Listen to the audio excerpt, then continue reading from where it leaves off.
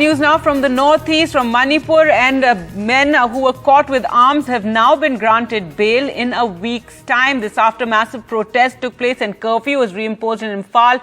But they have been given bail despite stringent sections like NSA and UAPA that were put against them.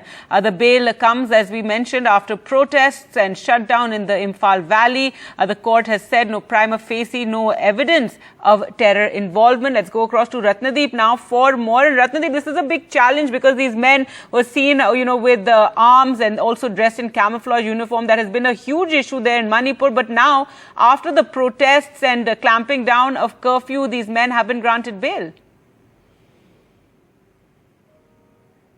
That's right, because the police was categorical to say that, this is a new menace, this is a new trend where armed miscreants with sophisticated weapons have been roaming around wearing camouflage fatigues, wearing uniforms of security personnel, and they have been involved in extortion and threatening. Now, what has happened is that ever since this arrest took place on Saturday, and all these people were actually, booked under UAPA, and police had gone on record to say that one of them was a former cadre of a banned militant outfit. And after that, we saw the women protesters from Sunday onwards in a protest mode. There was 48-hour shutdown in Imphal, and yesterday we saw those clashes took place outside police stations when hundreds of women protesters wanted to court arrest. So there was pressure building up. But what is important here to note is that these people were booked under UAPA, and the court, special judge court, the NIA court, actually in its order of conditional bail. This is a conditional bail where